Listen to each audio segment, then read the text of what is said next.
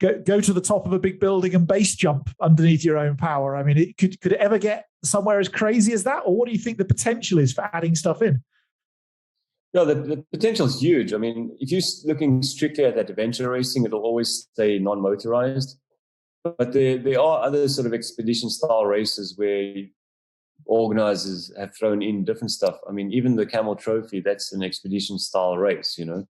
The Red Bull did something where they had different disciplines that you wouldn't find in a normal adventure race. So there are definitely sort of expedition-style races out there that aren't strictly adventure races. So the scope is quite huge as to what organizers can do. And there's no reason why they can't mix, like grabbing some Land Rovers and mixing in the navigating and the having to get through the deserts or the jungles and stuff like that. I think the scope's wide open. So, like, Jacques, spill the beans. Like, if you had a blank slate and you could put anything into an adventure race, like, what would you put in?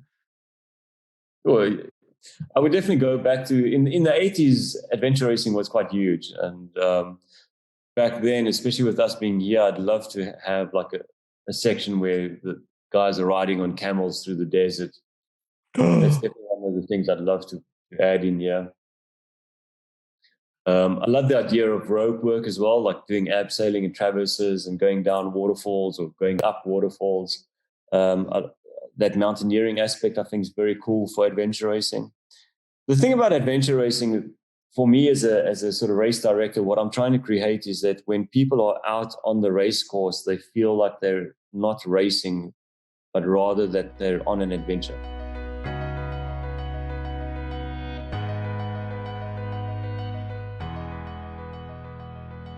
So we get Outdoors Nation. As you know, I get to talk to awesome people pretty much every day for a job, and today is no exception. Today's guest, I'll tell you more about him, is the brainchild behind bringing adventure racing to the United Arab Emirates and Dubai, and probably further afield in his future as well. He set up a adventure race series. More about that in a second.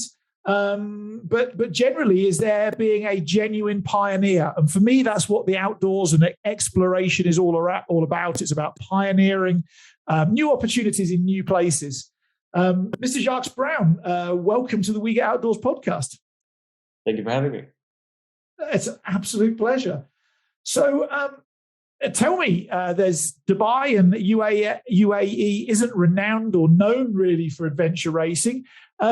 What was it that triggered you to say, I'm going to start doing this here? Well, I've been in the UAE for like the last 7 years and always enjoyed going out and hiking and exploring out here, and just having a sort of outdoor lifestyle back home. I just felt that it'd be nice to have an adventure race out here because there isn't anything like that at the moment. They had a few adventure races years back in Abu Dhabi, but there's nothing established here. My main inspiration was to have a race for individuals, which was an expedition style race over multiple days. And once I sort of started connecting with the adventure racing community here, I realized that there wasn't any races for them. So there is an interest, but there's nothing to sort of work towards locally.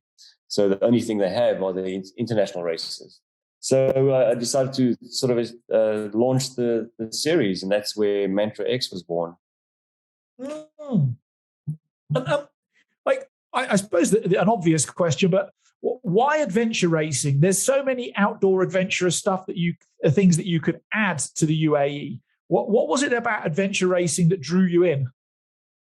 Well, for me personally, I love the idea of using a map and compass. And then navigating through different terrain to find all the control points, the aspect that it's psychological as much as what it is emotional and physical. So it's a lot more interactive. And just the idea of sort of having to plan ahead and having to pack your backpack and do research of the environment that you're going to be racing in, there's just a lot more that goes into an adventure race than just sort of jumping on your bike and doing a road race or putting on your sneakers and going for a run. It's a lot more involved, and I just like that whole aspect of all the different elements that have to come together on race day.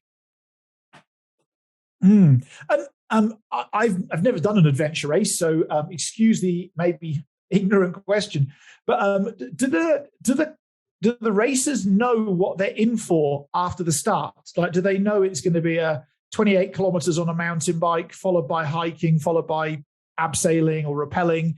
Do they know that, or is it all a surprise?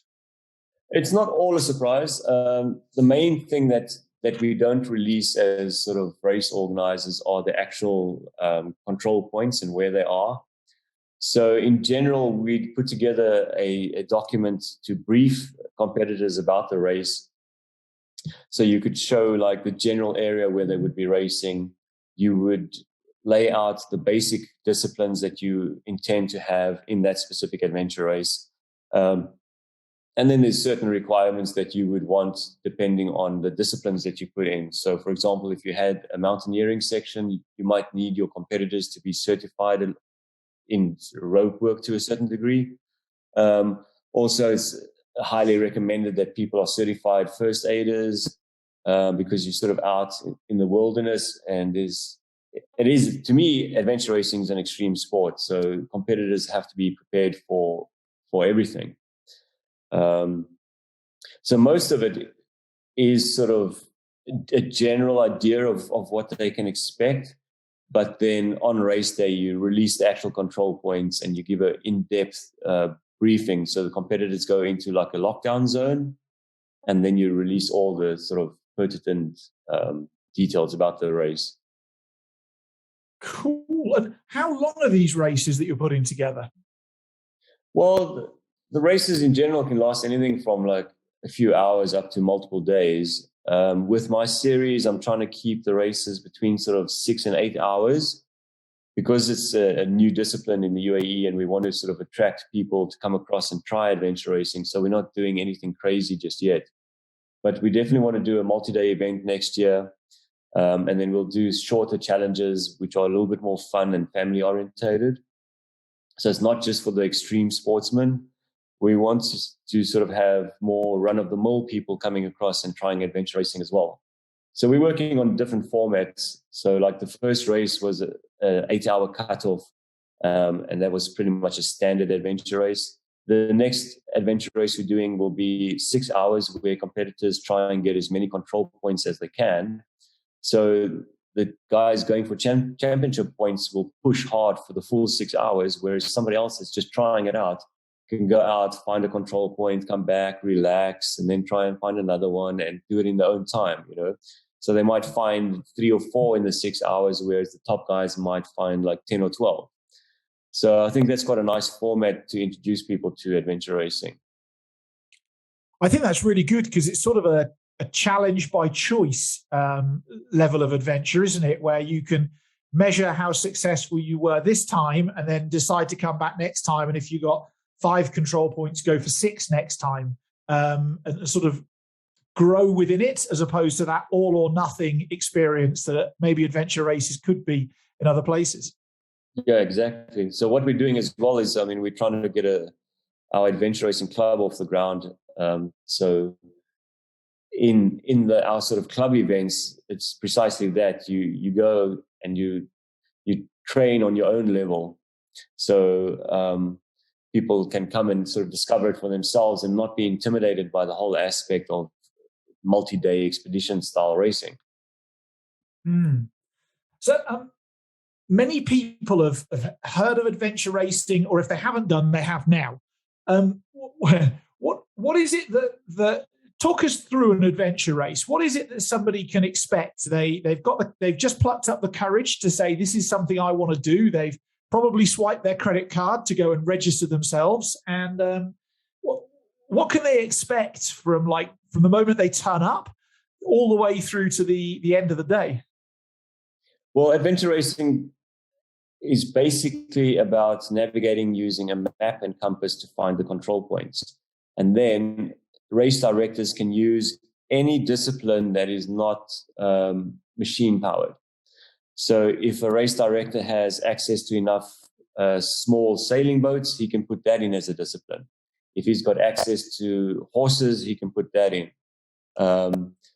The sort of mainstream events, I would say, are sort of like trail running / hiking, mountain biking, kayaking, swimming, because those are generally quite easy to put together. So for our first race, we had exactly that. We started with an open water swim, and then we had a beach run, a mountain bike section, and then a trail run, a kayak section, back to the mountain bike, and then finish with the trail run again. So if people are starting out and doing their first adventure race, the preparation will actually start way before race day. So like I said, we released a brief document, so a competitor's briefing document. So that had information about what disciplines they can expect, roughly what the distances would be, because obviously competitors can choose which path or which route they want to take from one control point to another. So they might make a mistake and end up doing 15 kilometers instead of 10 kilometers. Or the more experienced athletes might take a much shorter route and do it in like 5 kilometers.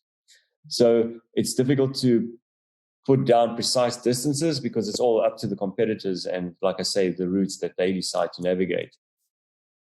So what would happen is, like I said, a lot of the big expedition races need certain certification, like first aid or rope work. Obviously, if there's sailing involved, you'll need the sailing skills. So for our race, we made it compulsory for people to do at least an online first aid course, which was free. And then there's also compulsory equipment that you have to carry with you because adventure racing is self-sufficient. So you don't travel along a route and find watering stations or any of the other comforts you'll find at a normal race. You basically have to carry all the extra clothing you might need. If the temperature drops, you'll have to carry all your own water, all your own food. Longer races will have transitions areas where you could have a support crew waiting for you with refreshments or spare bike parts. So the multi-day events have transition areas, and then your support crew move from transition area to transition area waiting for you. On race day, you typically pitch up and then set up your first transition area, which would be in the start-finish. And then, like I said before, competitors go into what we call a lockdown zone. And that's where we release all the coordinates for the control points and the final details of every leg and every control point. In that lockdown zone, they're not allowed to talk to anybody outside of the zone. So it's quite sort of secretive. And then also they can't use any devices that can measure distances or do any kind of navigating. So adventure racing is pretty much sort of old school in a way, which is one of the elements I like the most about it. Yeah, that's back to good old pacing and judging distances and actually being able to use a real map and compass as opposed to just an iPhone. Yeah. Fantastic. Now, there's two questions that I've got that are burning a hole in my head. But the first one is, the UAE is pretty damn hot. How does that impact on the adventure race itself? The heat here is a big factor. I mean, even in our first race, guys really struggled with the heat. But the way I see it is that other adventure races are going through extreme cold weather, and competitors have to deal with hypothermia and snow and ice. So we will be the opposite end of that spectrum, offering competitors the sort of desert and the heat element. Our races during winter won't be hot because the temperatures do drop quite a bit, and especially up in the mountains, it can get quite cold. So it's just the sort of edges of the sort of summer months that the heat will be a big factor. But like I said, it is an extreme sport, and this is something that competitors will have to factor into their planning when they want to take on a race here in the UAE, is how are they going to deal with the heat? How much water are they going to carry with them? What type of clothing will they wear? So the benefit of doing adventure races in the UAE is that it offers something different that you won't sort of get in most other countries and their adventure races. Yeah, I was going to say, I've seen adventure races taking part in Patagonia, North America, Scotland, in the UK, all over the places, and the desert and the heat and the rocks it's a very different terrain to, well, I guess even navigate over. It's managing your energy must be and your hydration must be a very unique challenge if you're not used to that environment. Definitely. And the nice thing about adventure racing is that it's not all about having the speed or the strength, because it's such a psychological sport, and also because so much planning goes into it, and the navigation aspect is that you don't have to be fast to win. I've seen guys that are really strong and super fit, but they make the wrong decision navigating and they lose 2-3 hours, and that actually happened in our first race. We had a team that was leading, and then they made a mistake with their navigating, and ended up coming in second. Talk to me. You've mentioned the psychological aspect twice now. What do you really mean by that? Is it just about your ability to think under pressure, or what else is involved from a psychological standpoint? Yeah, because it's an extreme endurance sport, especially the multi-day events. It's psychologically very taxing because you push yourself to the limit. The top teams, when they're doing the multi-day events, don't sleep for the first 2-3 days, and they just go. They don't stop, So that's the one aspect of it being psychological. And then the other thing is like trying to navigate and think without losing time while you're racing. And then also just the whole sort of planning ahead for the race. And then also having to deal with situations on race day. Like in our first race, we had an issue with one of the control points that went past a construction site. And when we recce'd the route, we had all the approvals. There wasn't much happening there, but they changed their deadline. So they chucked in all the graders and all the machinery they could possibly find on the day of our race. So we ended up having to go in and tell the competitors to take a different route. So I think in adventure racing, there are things that can happen on the race day that you have to face that nobody would be able to plan for, the organizers or the competitors. So you've got to think on your feet and solve problems. If your bike breaks down, how do you get around that when you still got like 10, 15 kilometers to go, or you've lost some of your equipment? There's a lot of things that can go wrong with an adventure in an adventure race. So that's why I said it's a very psychological sport. And is there compulsory rest periods, compulsory gear, or is it very much you figure it all out for yourself? Like, we don't make anything compulsory other than go checkpoint to checkpoint and fastest person wins, or fastest team wins. Sorry. Yeah, no, there's quite a few things that are compulsory. On the multi-day events, they do put in specific rest periods where they force people to take breaks. And then, like I said before, on some of the races, you have to be certified in certain things depending on what the race directors put in for them.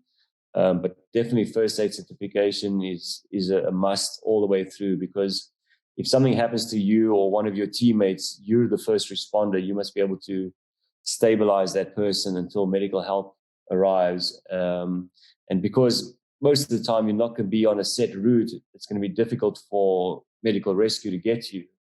So you need to be able to look after yourself or your teammates in those situations. And then if there's like mountaineering involved, like I said, you'd need to know how to do abseiling or traverses and know your basic knots. So it very much depends on the specific adventure race and what they've thrown in as to what they would make compulsory in regards to certification. And then there's always a compulsory gear list, because it's a self-contained race. There's certain things that we always make competitors carry with them. So if you expect the weather to be dropping a lot, there'll be sort of thermal gear that they would have to keep with them. Obviously, their first aid kits, survival kit. and then spare parts for your mountain bike. But once again, the compulsory list varies from race to race, depending on the actual race and what is involved. But most adventure races will have a compulsory gear list.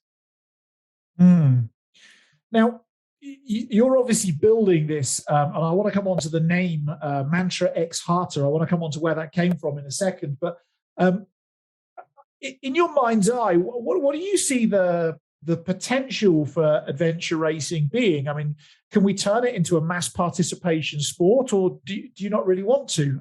What do you reckon the scope is? I don't think that it's everybody's cup of tea. I think it'll always be a bit of a niche sport, because it really does take a lot to complete an adventure race.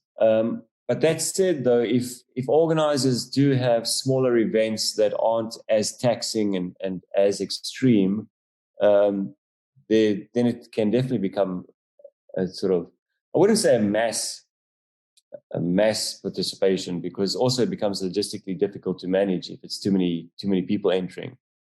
But you can definitely do races where there's a couple of 100 people entering and they'd enjoy it, and it wouldn't be too extreme. So you've obviously studied adventure racing a lot, and you know a huge amount about it. I mean, what's not currently going into adventure races that you think there's potential to add that in at the future one day? Obviously not skydiving, because it's all got to be underneath your own.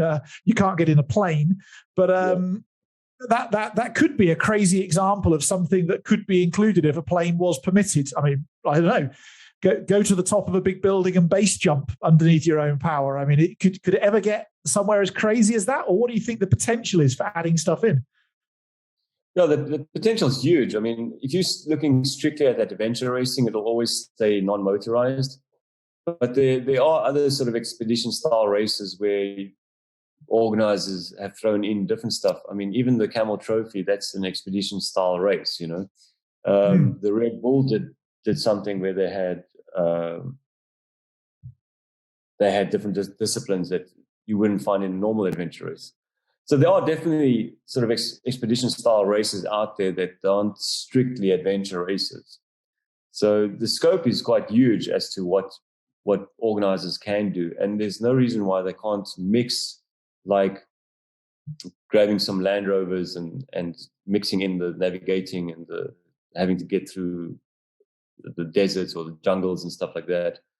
I think the scope's wide open. So, like, Jacques, spill the beans. Like, if you had a blank slate and you could put anything into an adventure race, like, what would you put in? Well, I would definitely go back to in the 80s. Adventure racing was quite huge, and back then, especially with us being here, I'd love to have like a section where the guys are riding on camels through the desert. That's definitely one of the things I'd love to add in here. I love the idea of rope work as well, like doing abseiling and traverses and going down waterfalls or going up waterfalls. That mountaineering aspect, I think, is very cool for adventure racing.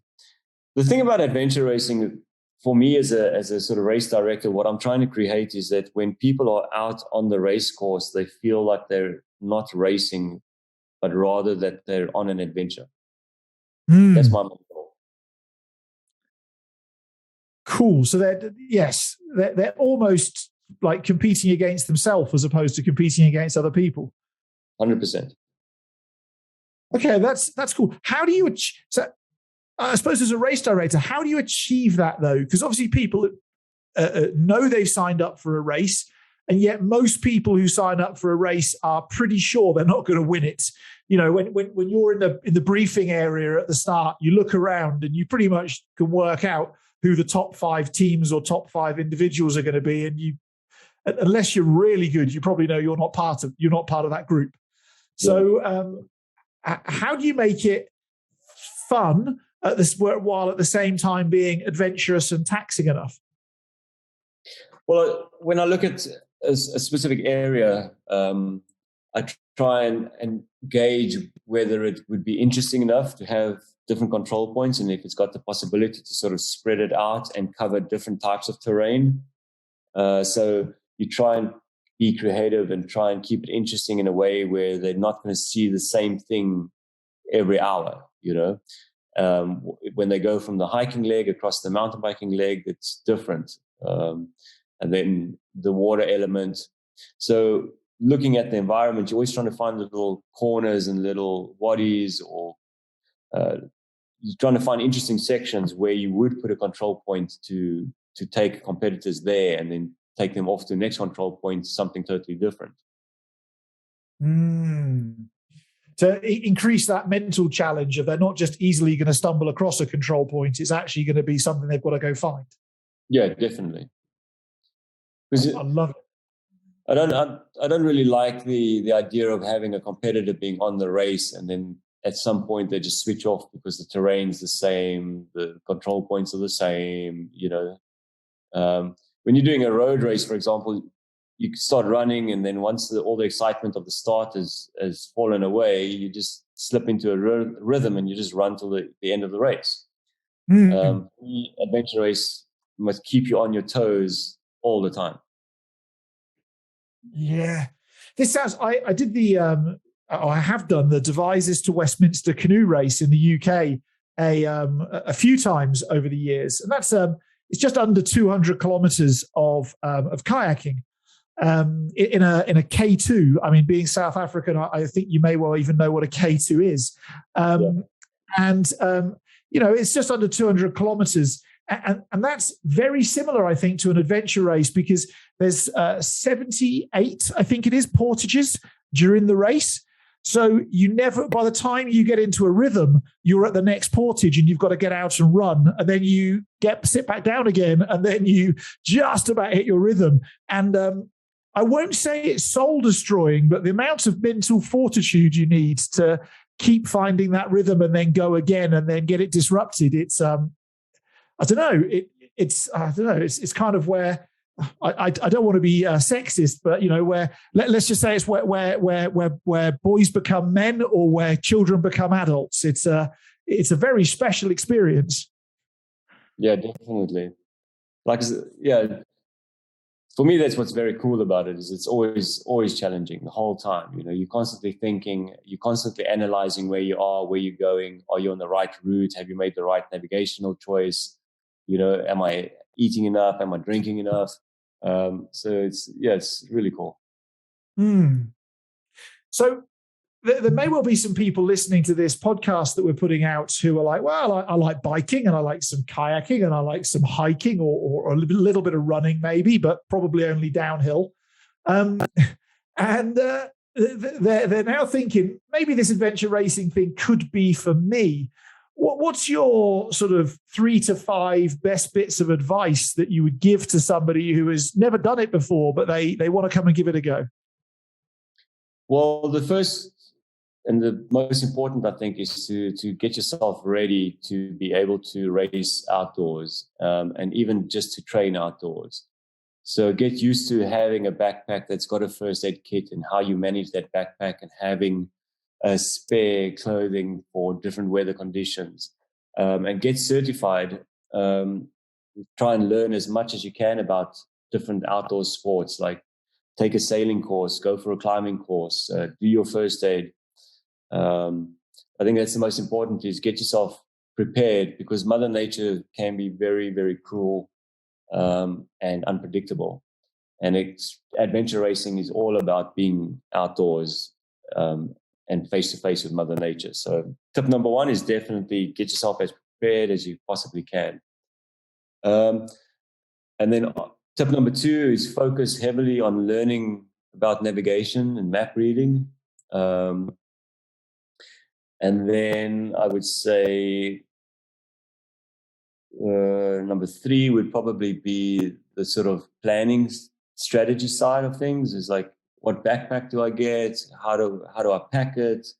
What do I carry with me that I want that's not maybe on the compulsory list? And then also versatility. So I would spend time in a gym, but I'd also spend a lot of time outdoors, training and doing the different disciplines. And definitely try and train off track. So you don't just go and do a mountain bike on a specific route. Try and sort of pick 2 points and take the shortest distance between those 2 points. And that might include having to carry your bike for a few kilometers, and not just cycle. So try and bring that adventure racing aspect into your training.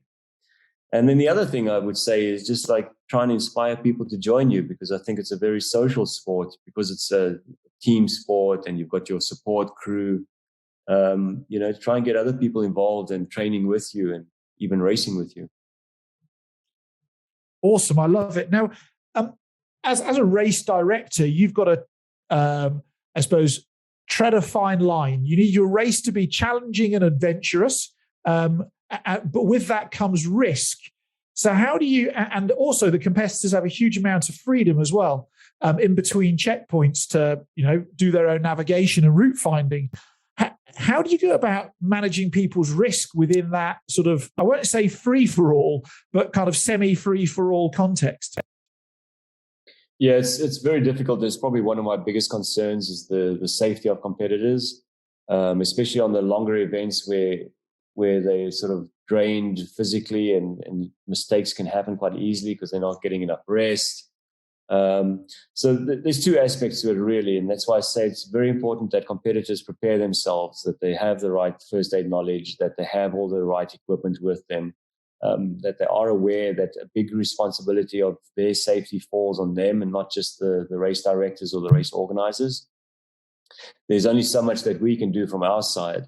The rest is up to them making the right decisions, not taking a dangerous route just to save time and then from the race organizer side is you just got to try and make sure that you have all the medical facilities you need on race day, so that if something does happen, that you can get to your competitors, get them out and get them to safety and treat them. So it's a difficult aspect of organizing a race like this, because like I said, most of the competitors will go through terrain which will be difficult to access with just even a 4x4. Yeah, it's a fine line, isn't it? Because like, how long do you give a team in between checkpoints before actually you have the oh shit moment? We better go and find them. It's a very fine line to tread, isn't it? Yeah, definitely. Most adventure races actually have some sort of tracking system in place, so that they can actually track the competitors throughout the race and know where they are. So that's one of the best things that we could do as organizers, is to have that system in place, so that if one of the teams or the competitors aren't moving after a certain period of time, then it can send off alarm bells. But the trackers as well have an SOS feature, so that if they have any issues, then they can call for help using the tracker. And then also competitors are allowed to carry their cell phones and their mobile phones with them, but only use it in case of emergencies. So like with our race, what we did is competitors had to put their cell phones into an envelope and then carry it with them. Okay, and that envelope still needs to be sealed at the end of the race, et cetera, et cetera. Yeah, exactly. Yeah, that was the first time I did the Devizes to Westminster canoe race. You're absolutely broken having just kayaked 200 kilometers, and I don't know how far we ran over those 78 portages, but it was quite grueling. And you get to the end and you're exhausted, and then a marshal then wants to go through your kayak and check to make sure that all the safety gear is still there and it's still in one piece, and you've still got everything that you were supposed to have throughout the whole race. And all you want to do is curl up in a ball, have a sweet cup of tea and a bacon sandwich or something. Yeah, for sure. Now, at the moment, I'm well aware there's an international adventure racing circuit. Are we going to see you hosting an international event in Dubai? Definitely. So, I mean, I think the most recognized adventure racing body is the Adventure Racing World Series. they're the most organized and the most sort of recognized with adventure races. So they've got a whole series all over the world, and we're in contact with them. We're on their radar. So I think it's just a matter of proving ourselves. And then we'll definitely have a regional ARWS race. Our last race of the series will be an ARWS race. And then hopefully we'll have a championship event end of next year. So it gives us our season to sort of learn and improve as organizers, and then get ourselves and our competitors up to international level. And then I think we'll be ready to hold an international event at the end of next year. That'd be incredible, and a real mix it up for the ARWS circuit as well, because the terrain you've got is probably completely unique in comparison to what anybody else can go and legitimately train for. I mean, if they're going to be in the UAE in the middle of the day, they probably should be training in a sauna or something like that just to go and get used to the heat. Yeah, the heat and humidity. The humidity is what kills you, actually. The heat is bearable. The humidity is the difficult aspect. But yeah, definitely. I mean, we've got plans to have races in Oman, and then at some stage we'll explore the greater Middle East to see if we can have races in other places in the Middle East. But for now, the main focus is the UAE, and definitely we have something to offer adventure races, something that the rest of the series doesn't have. That's awesome. Now, my final question here is: we've spoken about next year, your circuits. Hopefully having an ARWS event at the end, or race at the end. But what is the future? What if you were to look into your crystal ball? What does the future look beyond that for yourself and the Mantra X series, I suppose, for want of a better word? Well, funny enough, I've actually started a conversation with some gentlemen in the US that want us to come across and do a race in the US. I never really planned on it becoming anything bigger than just a local race series. But I like the idea of possibly going to other countries and putting together expedition races,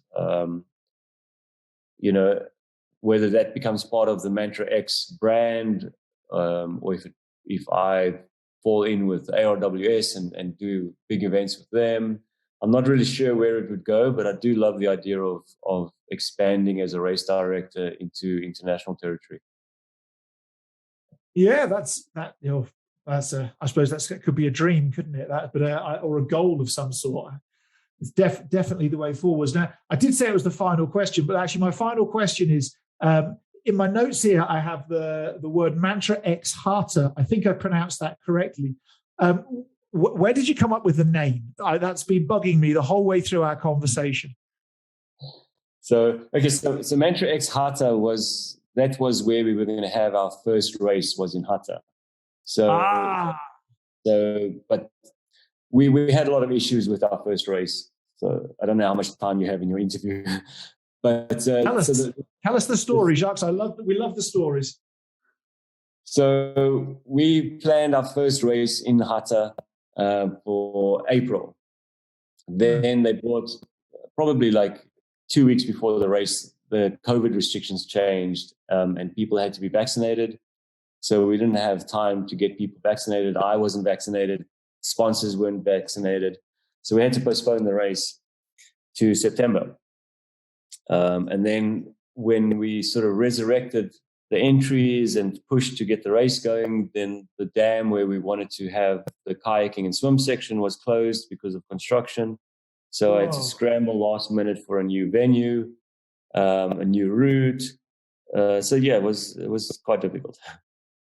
So the Mantra X is the sort of brand name, if you want to call it that.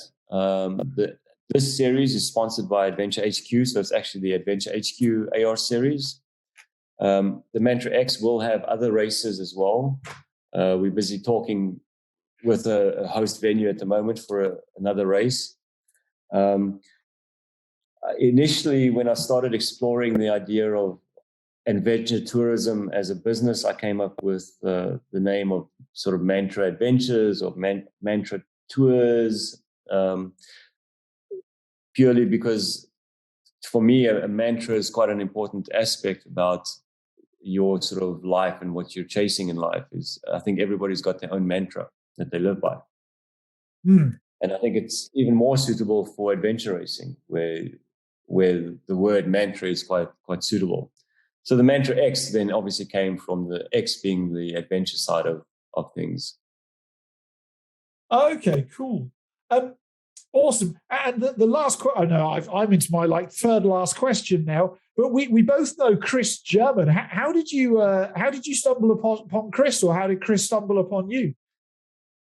So I had a small YouTube channel that I was documenting my adventures in the UAE. I spent 3 months traveling around and camping and, just living out of a tent, exploring the whole of the UAE. And I was making videos. And then he had this great loop challenge that I found. So I was quite interested in taking part in that. And that's how we kind of met. And then at one point we discussed getting a boat and then doing a circumnavigation on the boat and expanding my YouTube channel to include that. But things didn't work out for us for that project. And then when I started Mantra X, obviously he knew about it and he showed interest in that. So he's actually the one that's sort of instigating the move to the US for a race. I see. He's a good guy who connects people. Fantastic. So, Jacques, I just want to thank you for your time today. But importantly, I just want to thank you for bringing adventure racing to a part of the world that's just not familiar with it, and basically spreading the love of adventure wider. I think that being in the outdoors and being challenged by the outdoors offers human beings some of the biggest learning that they could ever have in any circumstance during their lifetime. And I think the more people we can get outdoors and the more people we can inspire to get outdoors all across the world, maybe the more harmonious the world will be. So thanks for everything that you're doing. If people want to come and join a race, follow you, check out what you do, where's the best place for them to come and kind of social media stalk you, for want of a better word? Yeah, we've got a group on Facebook and Instagram. So that's probably the best option. So it's mantra.x.ar. So that's the same handle for both Instagram and Facebook. Awesome. So I'll pop the links to that in the description below. And I just want to thank you for your time today. Thank you for inspiring people. And hey, maybe when I'm in the UAE next, maybe we can catch up for a beer or something. Definitely, welcome to. Also, we have a video of our first race on YouTube. So, ooh, okay, I'll go find that. And I'll pop that in the description below for people to go and go and actually visually see what it is we've just been talking about. Yeah, exactly. Then they can see what sort of landscape. Because I think a lot of people don't really know what to expect when they think of the UAE or Dubai. I think they see it as just the desert. Yeah, well, yeah, it's far more than that. Cool. Well, thanks so much for your time, and I look forward to catching up with you soon. Thank you for having me.